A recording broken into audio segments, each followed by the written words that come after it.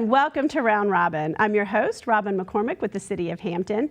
And today we are here to let nonprofits in particular know that there's some new health requirements if they're serving cooked meat. My guest is from the Health Department, Jessica Klemencic. Welcome. Thank you. Glad to be here. This, is a really important topic, and it gets to food safety and keeping people from having food-borne illnesses. So it matters a lot, and there's a good reason for it.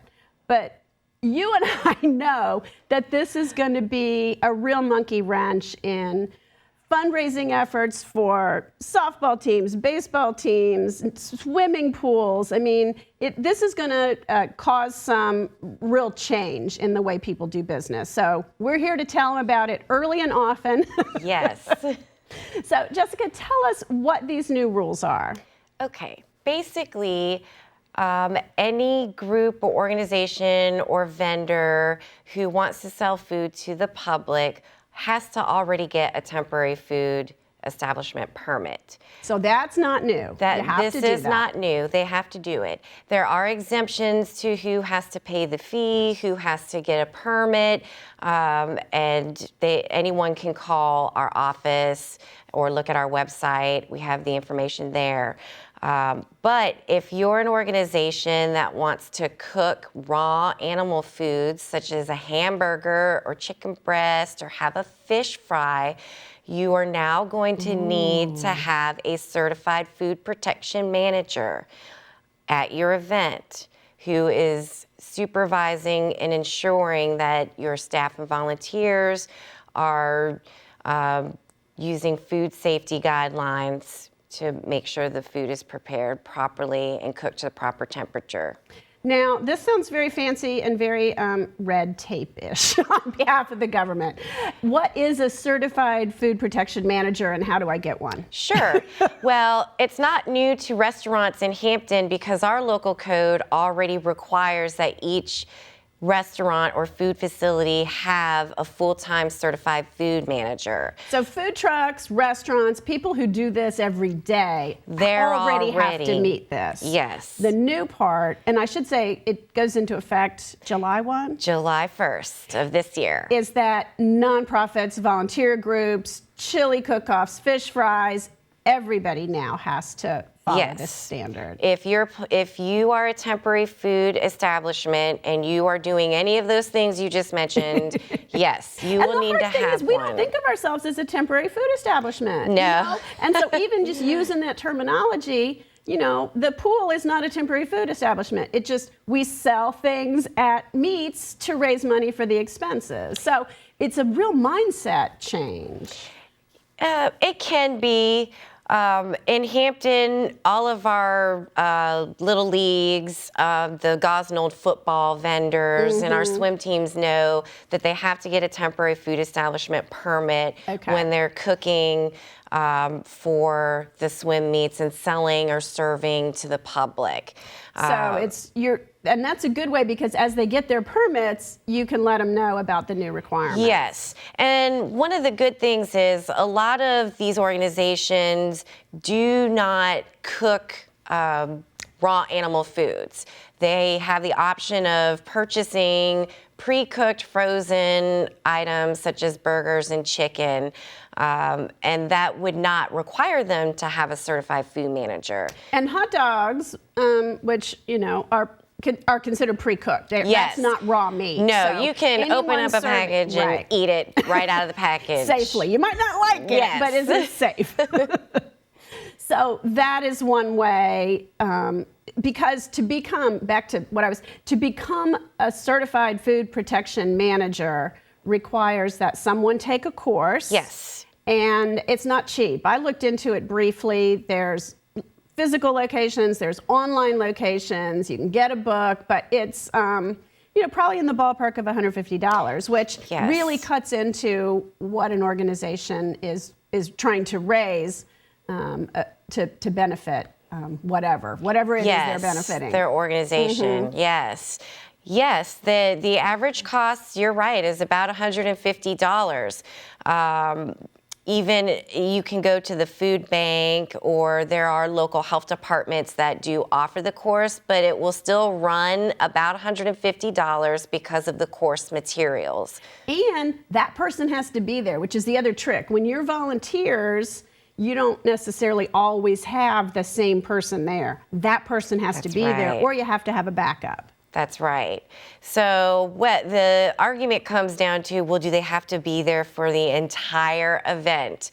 Our regs do not say they have to be there for the entire event, but somebody with supervisory and management duties needs to be there to oversee and make sure that the food is being handled properly. There are local vendors who do teach the course. The state of Virginia recognizes 5 courses, and that information can be found on our website or by calling our office.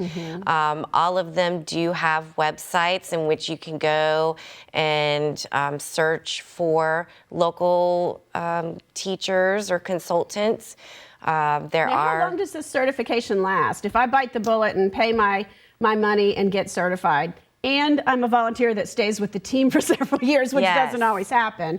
How long am I certified That's for? a great question. I believe most of the 5 or all of the 5 have at least a 5-year expiration. Okay. So if you figure that money over 5 years, it's not quite as big a burden on an organization. And then if you keep up with your certification, I don't believe you need to go through the entire 16-hour class. They have what's called a refresher course. They can usually do that in 8 hours or less. I've heard people say they've done it on a Saturday, and I don't believe that it's the same cost. Good.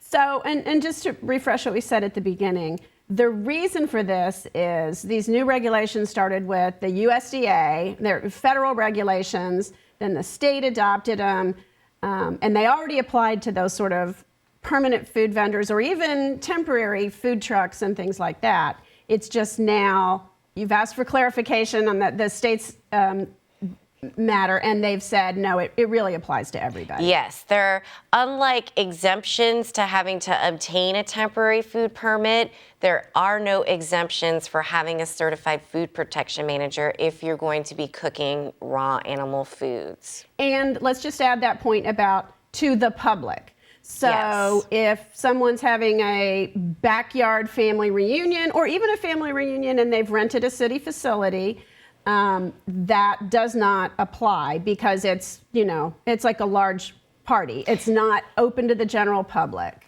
Those are what we consider private events, and we do not regulate private events. So since we don't regulate them, we're not going to say, oh, Grandpa Bill has to have a certified food manager certificate. So those would be unregulated by us anyway. Okay. Is there anything I have forgotten to ask you about this?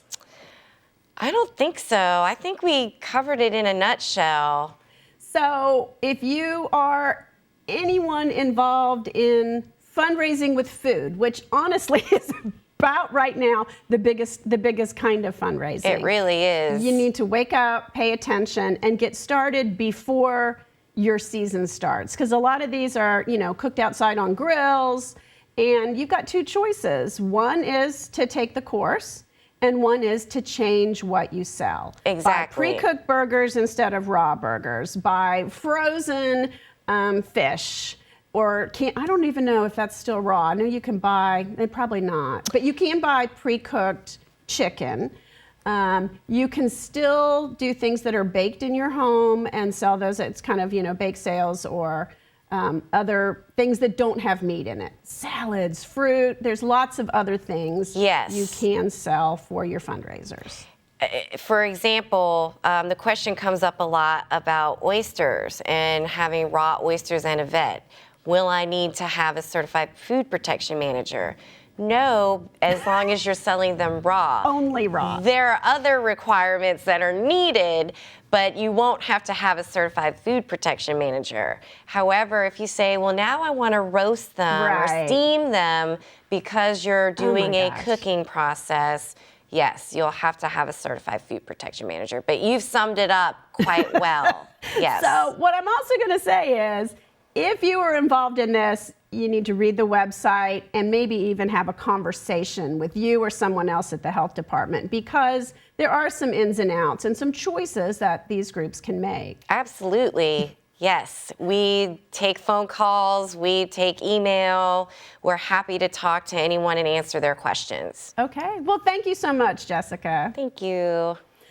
I hope that if you are a volunteer for a swim team, a civic organization, a baseball or softball team, you start thinking and planning now and are aware of these regulations and can make the choices that are appropriate for your organization. We all need to stay safe and not spread foodborne illnesses. Thank you for watching.